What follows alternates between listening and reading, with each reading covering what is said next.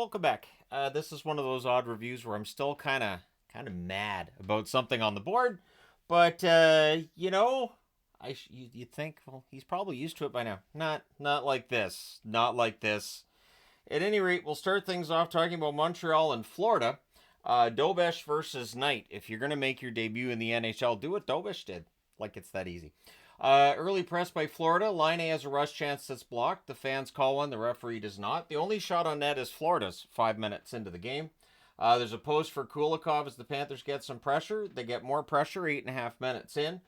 Shots are 5-4 Florida with 8.5 minutes left. We get a power play from Montreal. Line A has a one-timer that's held. That power play is killed off. Forsling has a shot that's blocked as the Florida Panthers are pressing. Dvorak's tonight on a rush. It's 0-0 after one. Second period, early press by the Habs. Ekblad has a rush chance that's blocked by Lane Hudson. The teams exchange rushes, and then on a tic-tac-toe play at 1:39, Doc scores. Newhook and Gooley with the assists. Forsling then has a one-timer that's held. We get some pushing there. The Habs press are kept to the outside. In fact, shots are 9-4 for Florida, and we're only 4.5 minutes into the period. There's a crossbar for Caulfield as the Habs get some pressure. The Panthers press on their own at 9 minutes. We then had a fight between Jackeye and Greer. Anderson's then denied on a net drive before at 13:51 on a breakaway during a bad line change by Florida. Doc scores the second of the game. Newhook with his second assist of the game. Those are his first two assists of the season. It's 2-0 Montreal. With 3:32 left, the Panthers get a power play, which leads to, at 17-19, Evans wiring a shorthanded goal on the rush. That is a 4-game goal-scoring streak for Jake Evans. The Habs then finish the kill, but it's 3-0 Montreal after two. Third period, Panthers press at 2 minutes. Things are pushing and hold by Dobesh. Evans has a rush chance that's blocked. Caulfield has a net drive shot that's held. The shots are 4 apiece at 6 minutes. Panthers press at 9.5 minutes. Rodriguez to Reinhart gets blocked. There's a post for Lindell. Puck's cleared out. And then at 14:17, Caulfield buries one on a rush. He scores from Slavkovsky. That makes it 4-0. And then the Habs just go into a shell. You know, they're looking for that shutout for Dobesh. Lots of time in the Montreal zone, but Florida's kept to the outside. And then we get Habs fans singing in the final minute as most Florida fans are gone well before that. And Montreal wins this one 4-0. So the Tony the Tiger Magnets on the board. 15-17-3 record now for Montreal. For Florida, 22-13-2 with the loss. Shots on net, 10-9 Florida in the first, 14-8 Florida in the second, 10-8 Florida in the third. They do outshoot Montreal 34-25. Both teams go 0-for-1 on the power play. The hits 19-14 Florida. Dobesh saves all 34 shots to get a shutout in his first NHL game, and Knight saves 21 out of 25. All right, next up, the Rage Inducer. Seattle and Vancouver. So Grubauer versus Demko. I'd like to apologize to anybody who heard me loudly swearing at this game. Early Sherwood hits, because that's what he does. Good flow, few whistles. Kakko to Beniers. There's a near miss. Canucks press at 6 minutes. Myers has a point shot that deflects out. The Canucks press at 7.5 minutes. They're kept to the outside. In fact, shots are few and far between early on in this one. Shots are 2-1 Vancouver with 7.5 minutes left.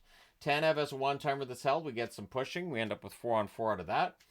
Miller defends a 3-on-1. Demko saves. We get a power play for Vancouver, and Besser scores on it. He tips this one in from DeBrusk and Miller at 16:03. Adam Larson had tried to hold on to that in the crease.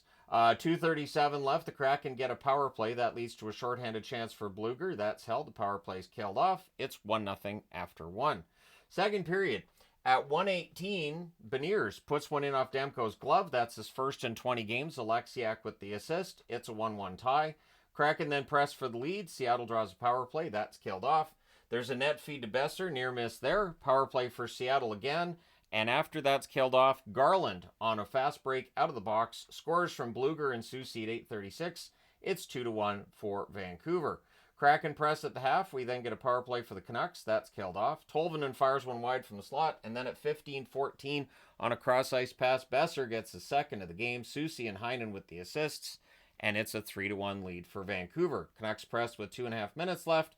But yeah, they're up 3-1 after two. Third period. Early press by Seattle. Heinen to Bluger. There's a near miss. Teams trade rushes. And then at 3:09, DeBrusk roofs one from the slot. Miller and Forbert with the assists. It's 4-1 Vancouver. You can pack up your stuff and leave because it's not like Seattle scored any goals over their last, half a dozen? I think they had 7 goals in their last 5 games. Don't worry, you're playing Vancouver. So Joshua scores, it's discussed, and it's no goal. And yeah, he punched it into the net. You could tell he didn't really celebrate. When a puck goes in the net, the first thing you do is look at the ref. Yeah, it's no goal. So Miller to DeBrusk near miss. The Canucks press at 9 minutes. The Kraken press with 7 minutes left. And then at 15:15, Schwartz banks one in off Demko's shoulder. So that's the second goal that Seattle just kind of flings at Demko and ends up going in the net. Dunn and Sprong with the assists. Canucks press with 3.5 minutes left. Goalie pull happens with 3:05 left. And then on a boneheaded turnover at 18:48, Dunn gets a goal. So it's nice of the Canucks to hand it to him in the slot. Kraken call a timeout, and I would imagine in the timeout they just said, just let Vancouver give you the puck because you're going to score again. And at 19:11, Schwartz completes the collapse for Vancouver and the comeback for Seattle. Bjorkstrand with the assist. The Kraken would control early in the overtime, and then on another lousy turnover by Vancouver, Vince Dunn goes thanks, and on a breakaway he scores at 2:15. I think the Canucks need to find out Vince Dunn's not on their team. They need to stop passing it to him when they play against Seattle. Seattle wins this one 5-4 in overtime. They go to 16-19-2 on the season. Vancouver 17-10-8. They get a point for this. They shouldn't. So the shots on net, 6 apiece in the first, 9 apiece in the second, 12-5 Seattle in the third, 2-1 overtime were the shots for Seattle, including the shot that matters. Final shots 29-21 for Seattle. This might be the angriest I've been at the Canucks since 2020. I'll go back that far.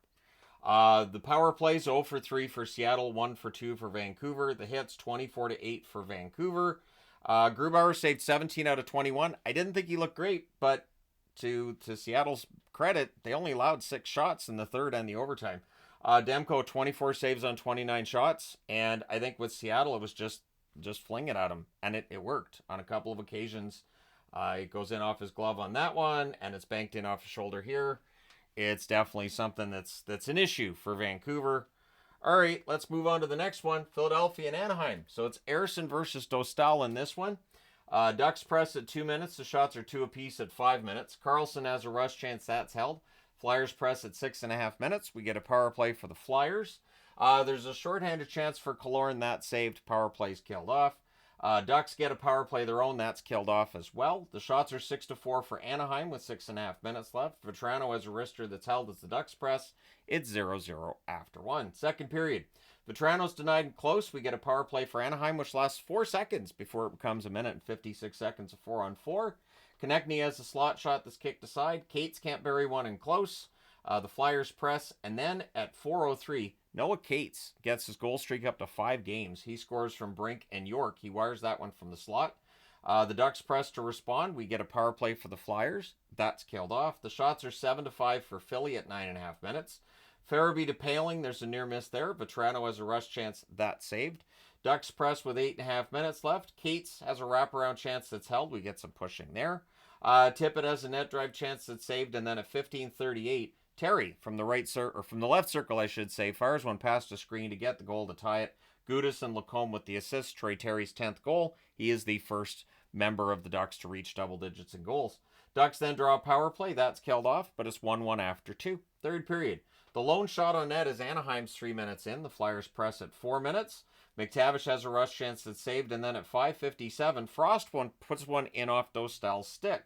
So what's interesting is that we've seen goaltenders used as kind of props to put the puck into the net. Frost from Lawton. I don't know. Maybe they played tabletop hockey. That was definitely a play that if the goalie's a little bit off the post, you can kind of bank it in off him. Anyways, the shots are 4-2 for the Ducks at 8 minutes. Things are pushed on a hold by Ersson. Trouba has a point shot that's held as well. Flyers draw a power play. That leads to a shorthanded rush shot by Harkins, which is blocked, but we get 8 seconds of 4-on-4, and then with 3:33 left, the Ducks go with a 6-on-4 power play, and then Farabee comes out of the box to make it 6-on-5. He steals the puck, and he gets the empty netter at 17 minutes and 40 seconds to make it 3-1. Goalie pull happens again, and then with 1:03 left, the Flyers get a power play to round out the game. They win this one 3-1. They got a 16-16-4 on the season. The Ducks 13-17-4 with the loss. Shots on net, 10-7 Anaheim in the first, 12 apiece in the second, 10-6 Anaheim in the third. Final shots 32-25 for the Ducks. Power plays, Philadelphia 0 for 5, Anaheim 0 for 4. The hits 17 to 15, Anaheim. Arison saves 31 out of 32. Dostal 22 saves on 24 shots. See, this is why I always say I don't think the Canucks are ever going to win a Stanley Cup in my lifetime. People are always like, I don't know why he's so negative on the Canucks. Ah! Anyways, all right. Oilers and Kings. So to wrap this one up, Skinner versus Kemper, and I want to say Hannah Davey sang the Canadian anthem. She sang it very well. We watched, meaning I called my wife down and I said, hey, Hannah's singing the anthem. I got this pause. Let's do this. So we watched that. All right, early jump for the Kings. The shots are 2-0 LA at 2.5 minutes. There's a net feed to Hyman. That gets blocked. The Oilers press at 5 minutes. The teams trade turnovers. And then at 9:33, Kapanen opens the scoring for Edmonton. He scores from Brown and Emberson. He buries a rebound and close to make it 1-0 for the Oilers. The Oilers press with 8 minutes left, but with 12:32 left on a net drive, Byfield scores. He had a big game today. Fogle and Clark with the assists, so he roofs that one to make it 1-1. Kings then press for the lead. The Oilers with some pressure with 4:30 left, but the Kings would get the lead. It was former Oiler Warren Fogle scoring from Spence and Byfield at 17:19, and so the score after one is 2-1 for the LA Kings. Second period, we get a power play for Edmonton, and they score on it. At 3:19, it's Nugent Hopkins putting one past a screen from the slot. McDavid and Hyman with the assist. That ties the game at 2. The Oilers then press for the lead. Things are pushy on a hold by Skinner. The Oilers press at 8 minutes. Then there's a press by the Kings at 9.5 minutes.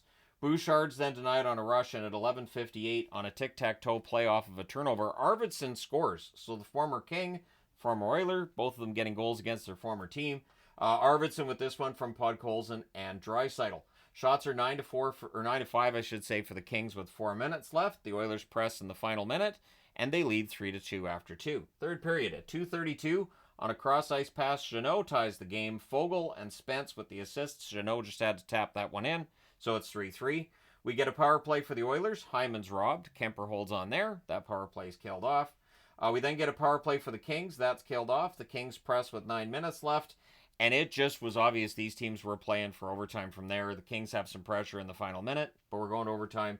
The Oilers control early, and then the Kings take over. And they had various opportunities, and then at 3:19, Byfield puts in a wrist shot. Kempe and Danault with the assists. Stuart Skinner protested after because his mask was loose. The thing is, that's why goaltenders do that with their head and they make the helmet pop off, because otherwise you may not get the whistle. The helmet's not fitting. You can't see very well, and in this case, the game-winning goal is scored. So it's a 4-3 overtime win for the Kings, who go to 20-10-5 with the win. With the overtime loss, the Oilers 21-11-3. Shots on net, 10-9 Edmonton in the first, 9 apiece in the second, 8-5 Edmonton in the third, 6-1 LA in the overtime, including the shot that matters.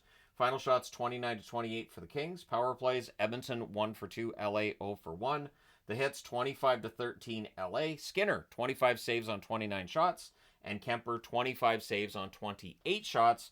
So there you go. You guys are all caught up. Now tonight's games, there's just the 7, so it's a relatively easy Saturday night for me. It's just kind of fun. Let me know your thoughts in the comments section below, as always. Don't forget to hit like and subscribe in the event you may not have done so already. Thank you guys so much for all your support, as always. I will talk to you again soon.